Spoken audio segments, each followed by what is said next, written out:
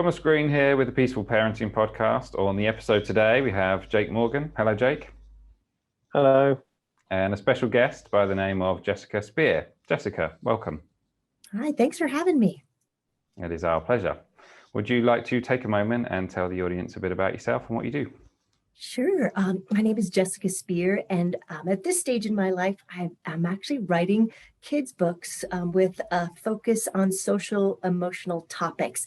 Not always what I did, but for the last 10 years, this is what I've been focused on. I've got a background in social sciences, and when my kids hit elementary school, I kind of noticed some social stuff happening that got a little more complex, which got me really curious. So I dove into that. There's a lot of research on the subject.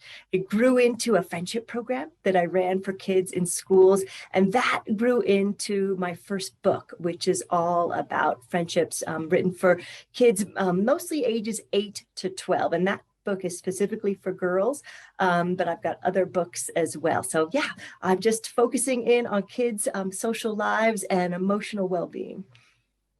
Well, the fact that you specialize, well, you have specialized with girls is not a problem on this particular phone call because both Jake and I have both got girls. But you mentioned that something happened with in terms of what you were writing about at your girls' age. What was it that happened that inspired you to explore the particular topic? Well, they were in early elementary school, and I noticed that friendships started to get a lot more complicated, which reminded me so much of what was happening when I was at that age. So for me, that always makes me really curious. I want to know, hey, what is that all about? Why all of a sudden is this trickier? Is it trickier to get along? Is it trickier to find a right fit? Is it trickier to play? So I dove in and I found a lot of really interesting stuff that helped me as a parent. And then also a lot of stuff that I thought would help girls especially navigate this phase of life. So that's then grew into the friendship program I ran. So yeah, so to answer your question, it really just noticing a shift that friendships were getting more complicated. And I just wanted to dive into that and see what I could do to help and also to be a better parent to my kids.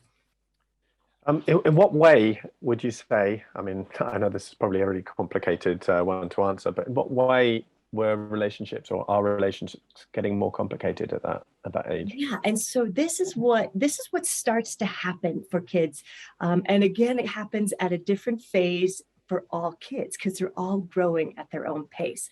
So early on in childhood, getting together with friends is all about play, right? So they're really getting together to play and also proximity. So who's in their class, who is their neighbor? So that really, builds the foundation for friendship and our initial social emotional development. Is really that based on play.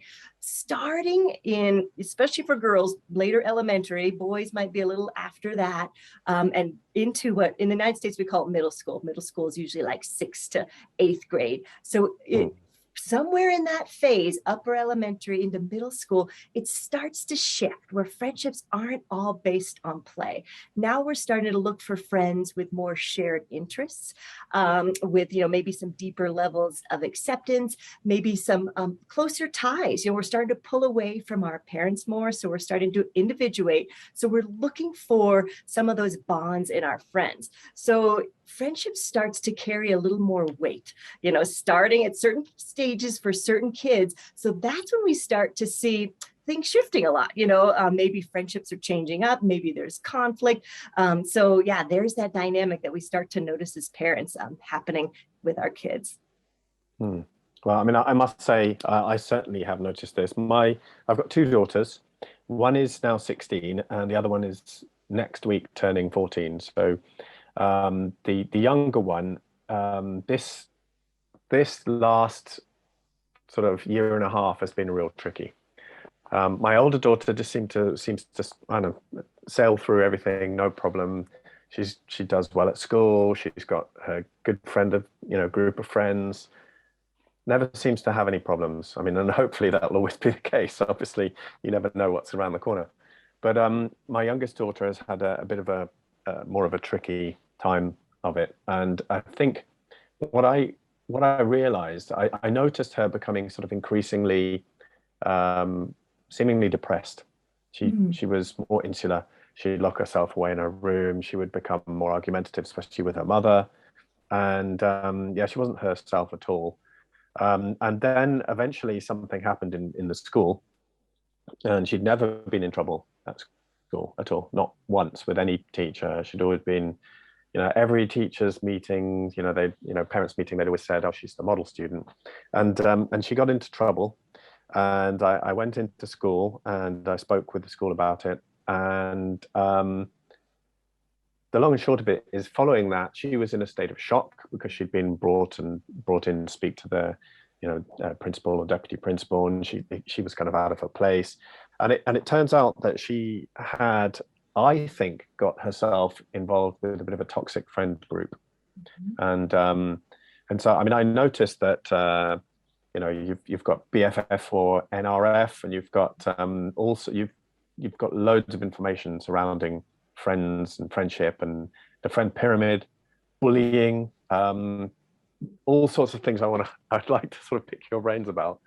But it's true that in my younger daughter's case, she seemed to get involved in a friend group, which I think she kind of, when she started school, they put her in different forms, and at first she felt comfortable, but over time it became more and more toxic, and she felt more and more isolated and I guess insecure. So is that a common thing? Have you got any advice on how to recognize that or how to deal with that kind of issue? It is, and I wish I could say that it wasn't, but I think it's comforting for parents to know that is pretty common. So your older daughter, what happened to her is she landed in a group that happened to be a good fit and sailed through. Now that happens sometimes, but what happens a lot more often is what your second daughter is experiencing. So she landed in a group and maybe, some dynamic shift, and it isn't a fit anymore.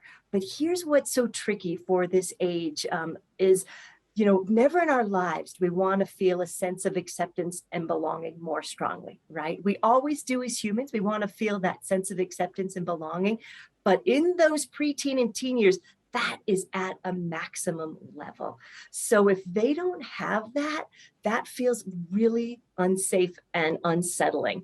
However, girls and boys might choose to stay in a group that isn't very healthy because the alternative is they're on their own. And that feels so terrifying. So if you've noticed, or any parents listening have noticed, why are they staying in this group? This is not a healthy situation. It might be because the alternative of being alone sounds even scarier. So, that's where we as parents can come in and really make sure that at home, they have so much love, they have so much acceptance, trying to find ways to connect them, with like peers, because at some point they're going to be ready to make that shift. And we might have to get them involved in some outside activities with, some like-minded kids that have similar interests. We can work behind the scenes to help to cultivate these things. But it's really common. In fact, one statistic I share with parents and is kind of a relief because it explains what they're seeing is, there was a study done in the United States at UCLA. They followed 6,000 students in their first year of middle school, again, which in the US is ages, usually about 6th or 7th grade. 2/3 of them in that year changed friendships, so that this is really the norm. The minority, are kind of sailing through like your older daughter with friendships. The majority are really trying to figure out, where do they connect? Where do they feel like they've got good relationships and shared interests and acceptance? And there's a lot of transitions there, and sometimes, painful ones, because again, they really want to feel this sense of belonging. They're looking for that. But it can be hard to find. And that's why we got a bumpy road there. And that's actually why I focus on this area, because I feel like kids and parents need a lot of support to get through this stage. Yeah. I mean, yeah, there's conflict and bullying, and I don't feel that there was any bullying. So as a parent, we're always kind of on the lookout for bullying, and is my child being bullied? And it was a new one for me, because there was conflict within her friend group, and there was a lot of insecurity because but certainly from my daughter's point of view, she felt that she was kind of walking on eggshells, I think, You know, she didn't want to upset anyone, or she didn't want to be left out. So what you said about the alternative being left on your own is definitely true. But I mean, are there any tells? I mean, how do you know? Because my daughter became very sort of closed off, and she wouldn't open up to us, and it took, you know, her getting into trouble for it all to come out and for us to realize and for her to open up and explain how she was feeling. So are there any tells that you can look out for? Well, let me show you what I use, the term I use, because you're right. There's bullying and there's conflict, and we've done such a great job of raising awareness on bullying that sometimes things that fall into that conflict are named bullying and it's not. So that, it is where I came up with this term, not really friends. Okay, so let me, in my friendship pyramid, which it talks about, at the top is close friends, and we got friends in the middle, we got acquaintances, and then separate from the pyramid, I have this description of not really friends. And I'm going to read you what it is because I don't have it memorized. Okay, so here's what I talk to kids about. This is a relationship that is not really feeling like friendship. So one, maybe they're nice to you some days and they're mean other days. Two, untrustworthy. So, maybe they're gossip, they're spreading rumors. Three, you feel unaccepted. So they leave you feeling uncomfortable being yourself. And four, it feels unsafe. They might ask you to do things that you feel uncomfortable with. So for me, friendships, in quotes, that have those qualities actually are not really friends. And so I think it helps kids to know you're in a relationship now that's not actually treating, you're not treating each other as friends normally do. So again, I'm not labeling that as bullying. I'm just helping kids, have some language around this is kind of an unhealthy relationship here. So we've got choices there. When we find ourselves in unhealthy relationships, we've got some choices how to navigate that. But I think it's important to be clear because this becomes important throughout life, doesn't it? So not only in the teen years, but in the workplace, in our romantic relationships later, it's really important to know when we end up there, because it's not healthy for anybody, especially, the person involved in that. Yeah, that's definitely true. So, I mean, are you recommending that we somehow kind of try and show or educate our kids before they get into that stage, in order so that they can recognize this for themselves and they can figure out whether it's a good friendship or whether that's a real friend? I think a great place to start is, in elementary school. And that's why I started running friendship groups in elementary school and wrote this book for, 8 to 13-year-old girls, because I felt like I know what's coming. So I know when they hit those, middle years, those preteen years, things really start to mix up. So it's great to go into those years with knowledge of healthy relationships versus unhealthy relationships. However, it's never too late to start. I think, whenever we start is perfect. Let's just start when we can. I would encourage parents who they notice their kids might be in some of these not really friend relationships, really to start talking about the qualities of healthy relationships, helping, after they spend time with them, helping them recognize how they feel after they spend time with this person, really kind of naming those feelings, as much as possible, stay out of the area of judging, anybody involved, judging that person or judging our kids, but really just bringing awareness to what's happening in that relationship. And when we see really positive things happening, I love to point those out. It might not be in those relationships, but say in another relationship, something's really positive happening. You could say, hey, I love it that, Chloe is, she's really a healthy communicator. She lets you know this, and, she shares her feelings. So as much as you can, point out the positives in the relationships that you see are healthy, so they can start to, make sense of, oh, hey, yeah, that you're right. I do feel really respected in that relationship, or I feel really listened to in that relationship. So we need to point that out, because it's hard to know these things. These are all learned skills, so we learn these as we go. Yeah, I think yeah, in my daughter's case, when her last birthday came up, I was quite surprised, because she had previously told me that she wanted to invite some friends to this. There's a sort of a nice cafe kind of kind of trendy place where all the teenage girls seems to want to go. And she wanted to invite them there because she'd been invited to a birthday party there before. And then, as her birthday was approaching, I was asking her, have you invited people yet? No. And in the end, she said she didn't want to do it. And I kind of thought that's kind of strange. But it was only afterwards that I realized that actually she was worried that if she invited people, they wouldn't come. And that's kind of heartbreaking as a parent. Yes. But I guess it could go the other way as well, because it could be that it's not your child who's in a toxic friendship, in that the other person's not really a friend, but they could also be exhibiting sort of not too friendly, that they might not be so friendly themselves. They might be doing damage to relationships themselves. So yeah, I mean, I guess we need to school them and try and educate them on that too, right? Yeah, and so the way I like to present this is friendship requires a lot of skills. If we think about it, there's healthy communication, there's flexibility, there's honesty, and the list goes on and on. The number of qualities that go into being a healthy friend, there's a lot of them, and we all have strengths and weaknesses in these areas.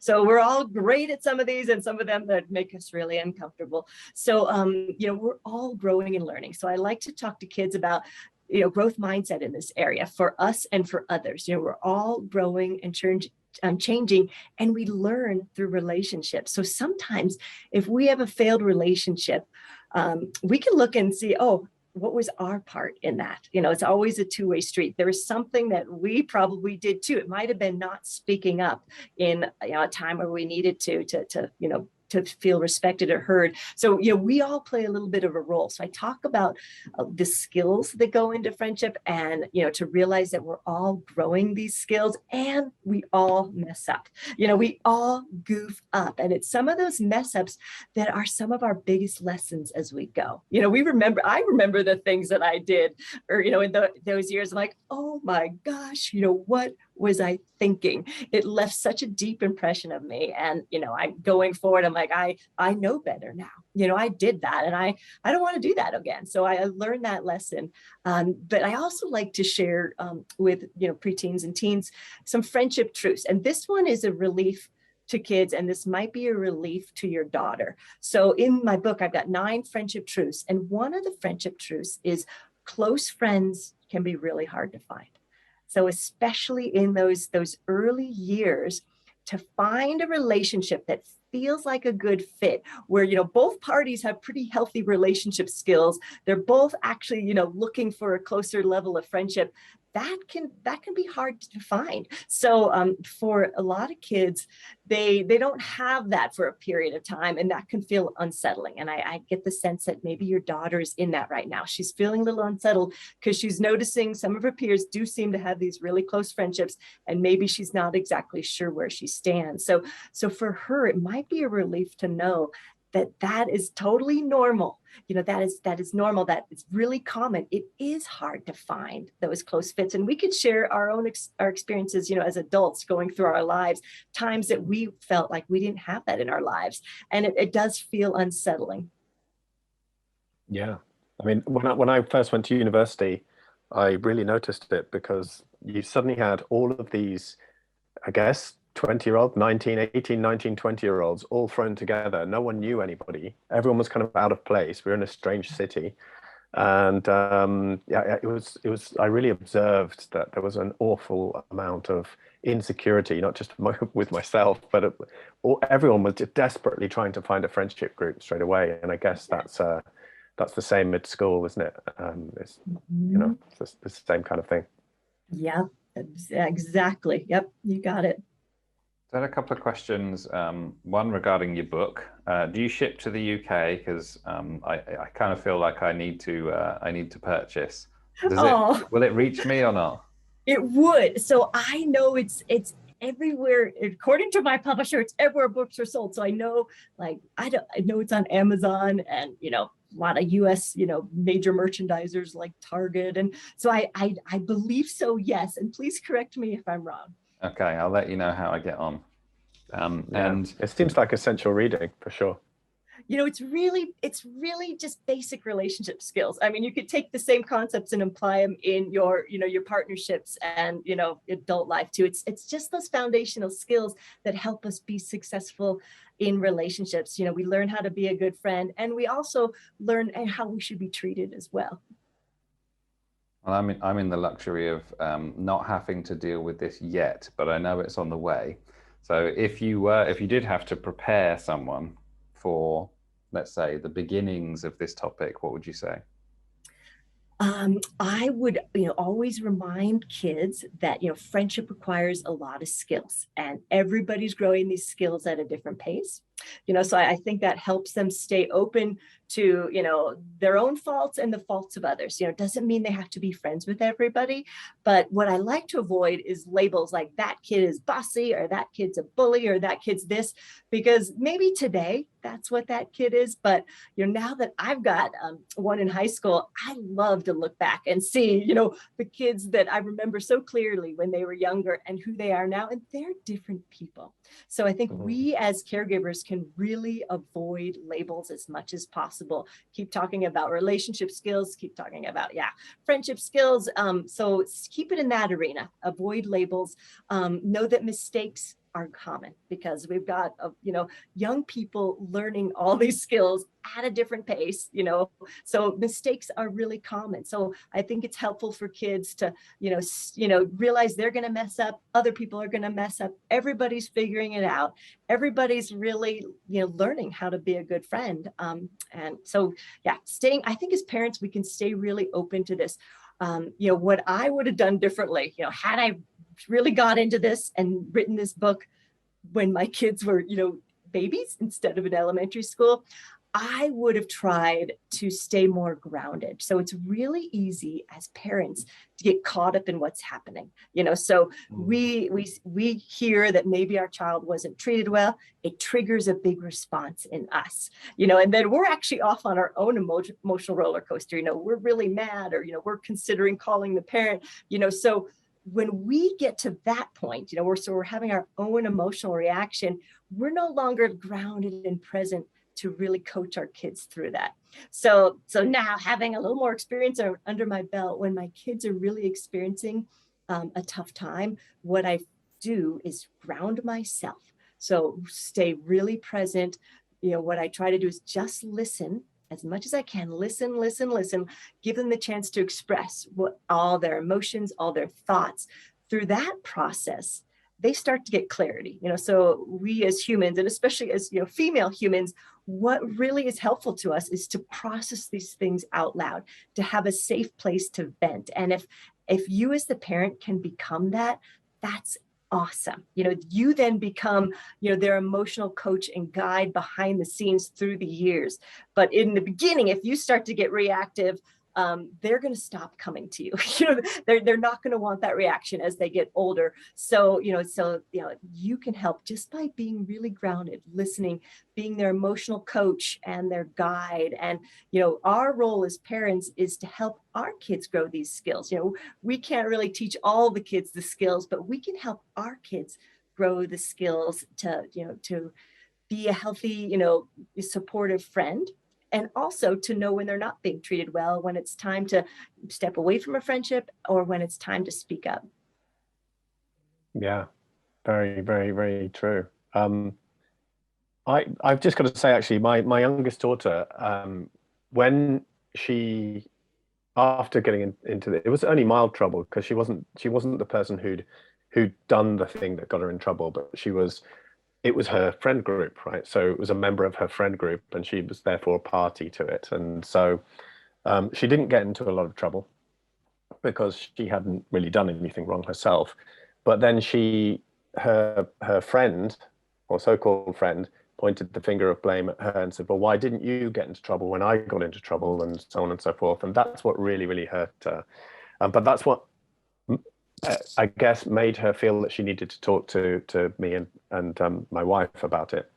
And from that conversation, I think she felt that I could see the tension sort of dropping off her. She felt she must have had this built up in her for such a long time.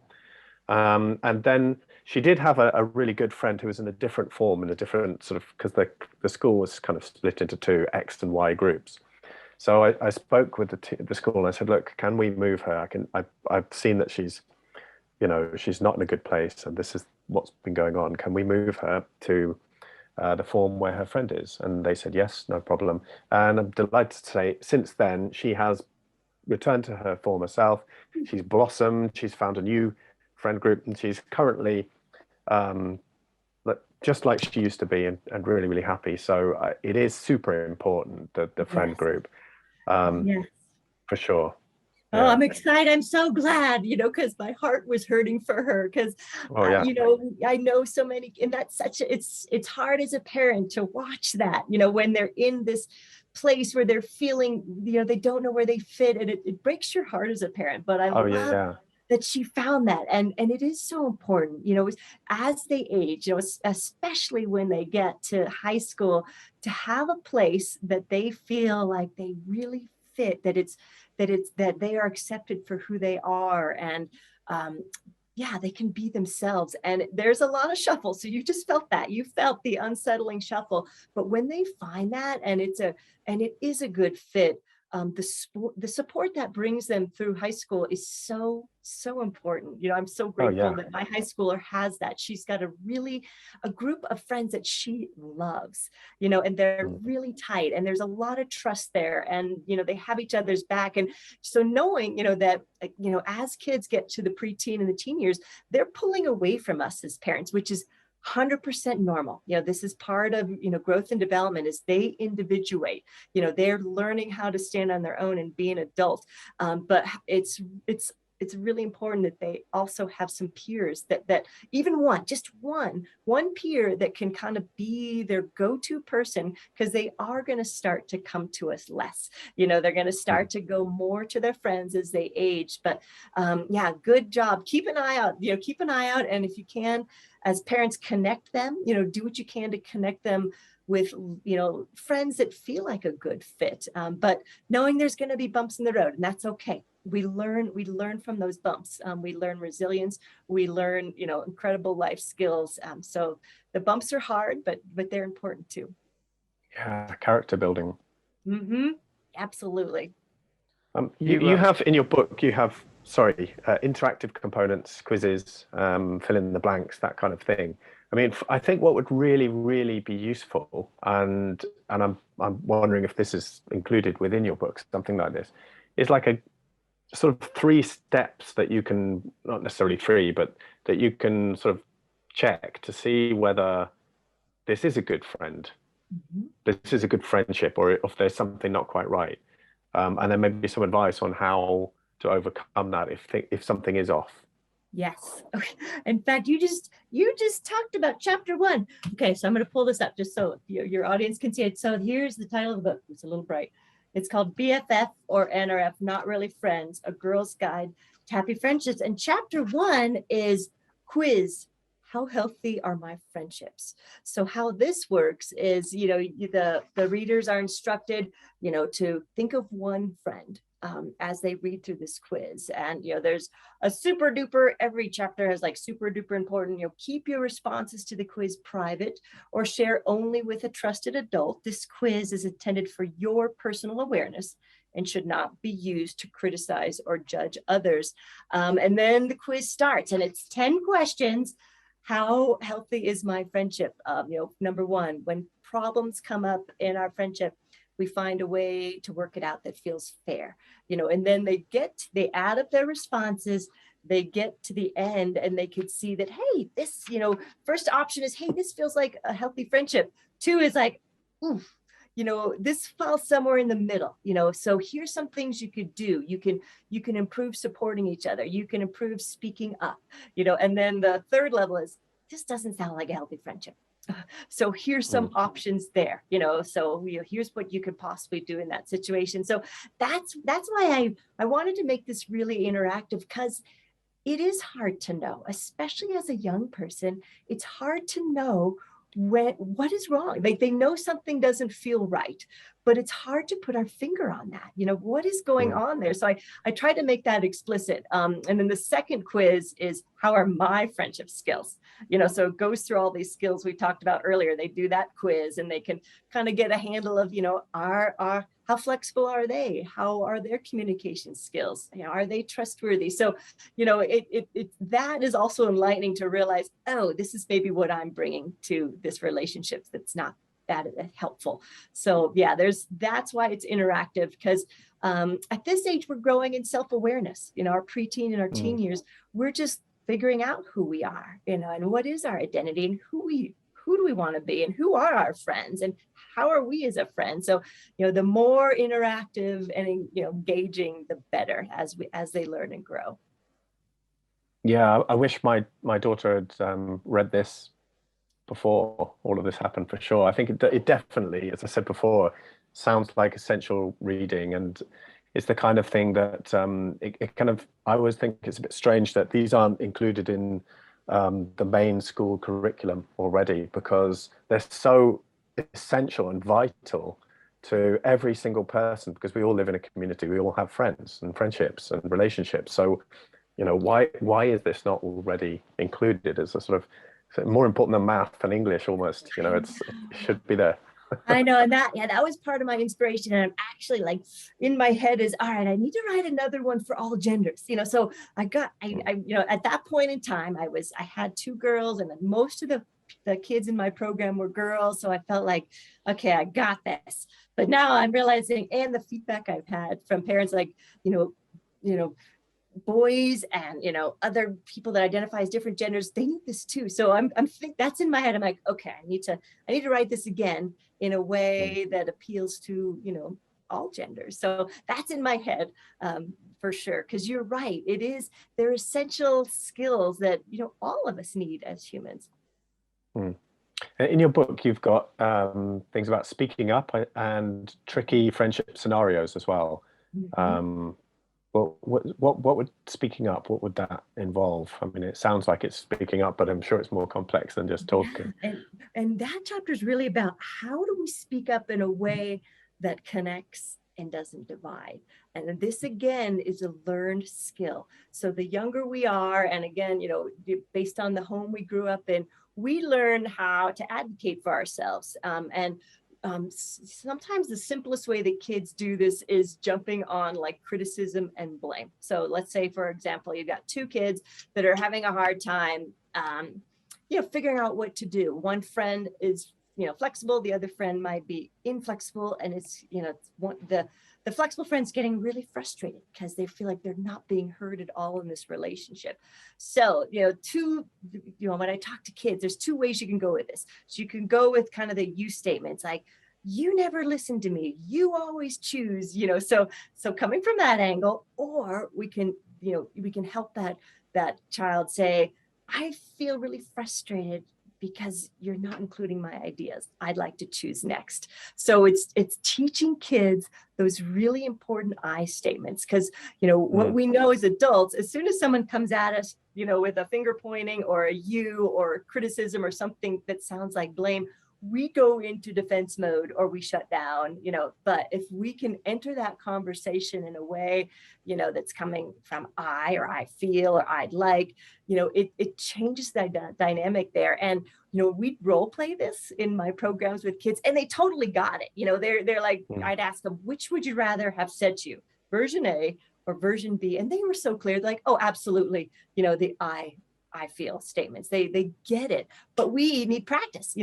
We get in habits of communicating, and sometimes they're not the most effective ways to communicate. So it's just practice, and families can practice this at home too. They can help their kids learn to communicate in this way that'll help them, later in life in their relationships, connect with people rather than get divisive, and add more conflict to the situations.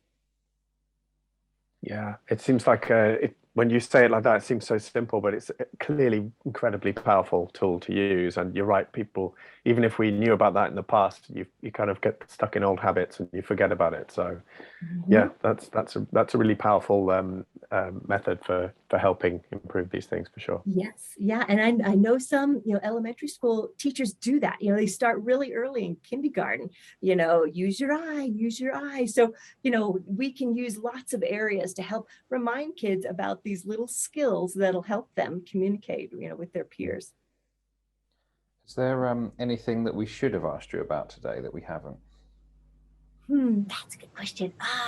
Let's see. Maybe just for fun, I'll share a couple more friendship truths because I do feel like these are a relief for kids and parents. So the book has 9 friendship truths. And the one I talked about was everyone develops healthy friendship skills at a different pace. So that's a great truth for kids and parents to know that everybody's developing these at a different pace. So of course, conflict and strife is common. Friendship truth number 1, our healthiest friendships feel safe and accepting. So as kids get into the preteen and the teen years, we're really, from, the sidelines as parents, helping them see which of their relationships feel really safe and accepting, because those are the ones that are going to come to, they're going to lean on as they get older. And it's great to highlight those. What a gift to have some friends in our lives that feel really safe and accepting. But, to counter that too, friendship truth number 4 that we talked about earlier is close friendships can be hard to find. So that also leaves that wiggle room that, it's really important to have these, but they're sometimes hard to find. So there's nothing wrong with you. There's nothing wrong with this person. They just haven't found that right fit.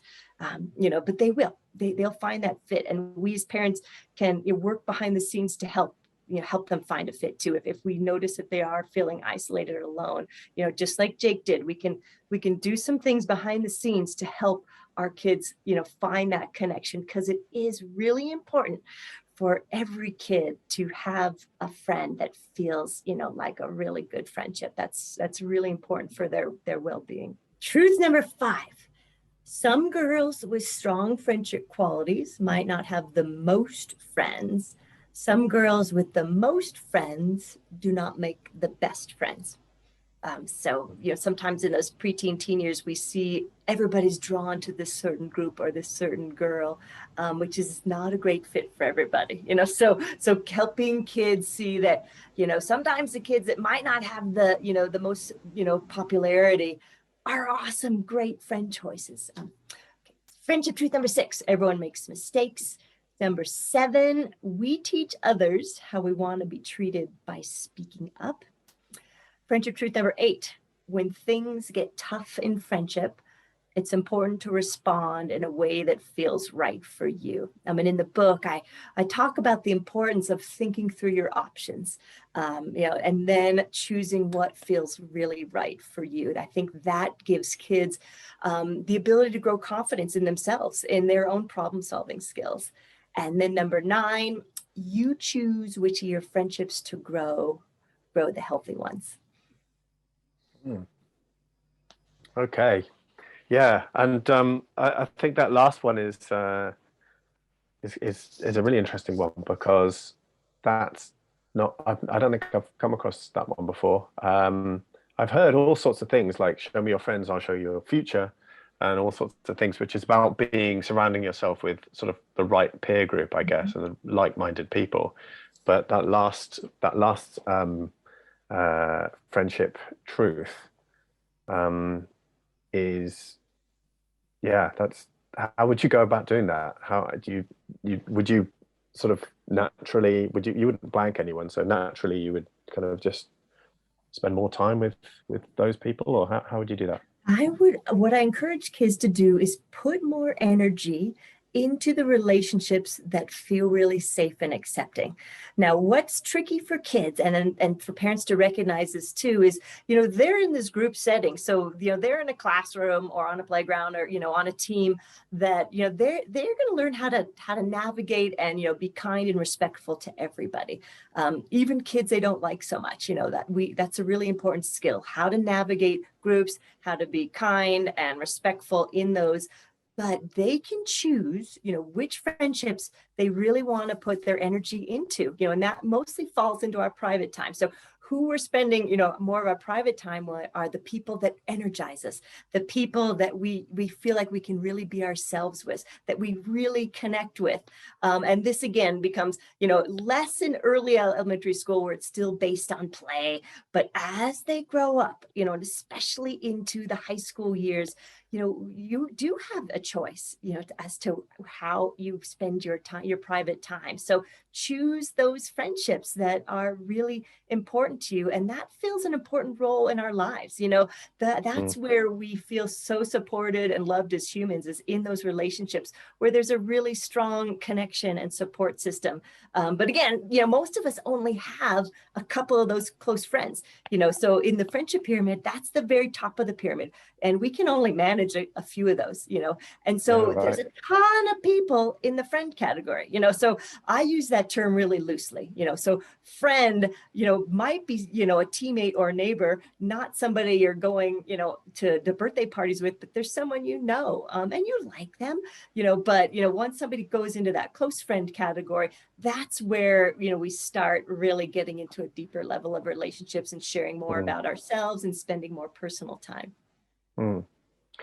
Just on that, do you have any advice for parents who might recognize that a particular friend isn't a great friend, isn't really a friend at all, perhaps, or is sort of undermining your child or making a child feel vulnerable in some way? An NRF.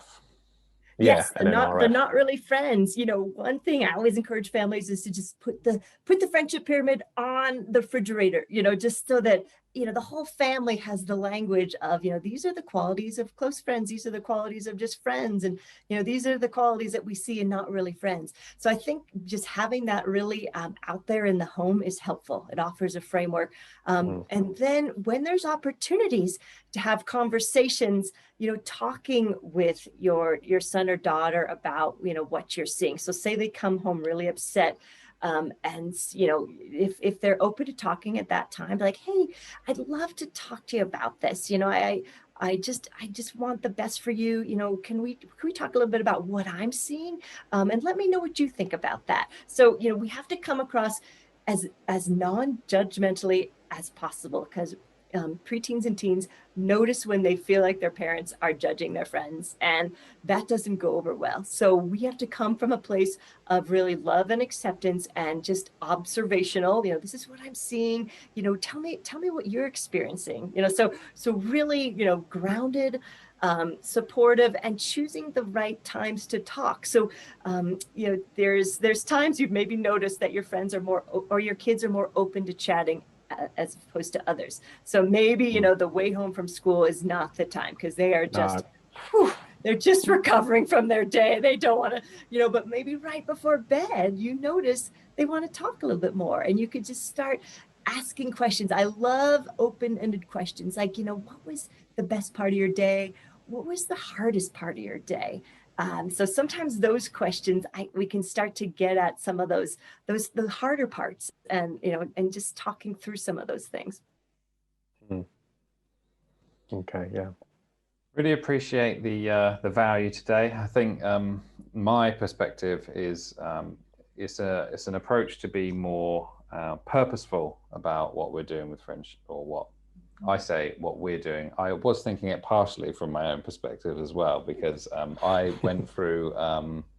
I actually changed my friend group when I was a teen as well, so I sort of related to that.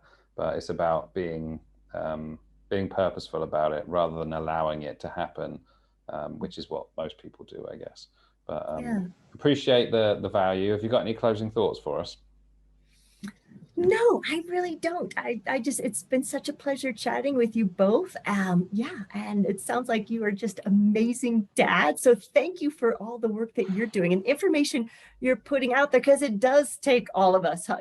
We're all doing the best we can with the skills and knowledge that we have. So thank you for having me, and thank you for sharing all this, really important information for parents. Well, thank you. Yeah, I was going to say that as well. Thank you for coming on and sharing, because I think you're making a big difference. For people who do want to know more, or maybe connect with you or buy the book, where do they go? The easiest place is my website, which is Speer, SPEER.com. And on there, there's links off to, all the places my book is sold. I also have a monthly e-newsletter that goes into all stuff that we've talked about today. I talk a lot about friendships and connection. So if you're interested in that, there's a place to add your email. And one I send out to those that sign up for my e-newsletter, you'll get a free PDF copy of that friendship pyramid I talked a lot about. So, you can have that right off the bat and put that right on your fridge and just start the conversation with your kids. I will have to let you know if that does go on the fridge, because that's exactly the type of thing that I would do. So I'll come back to you when it's up there, when it's printed off. But Great. Jessica Speer, thank you very much. Thanks for having me. Great to meet you both.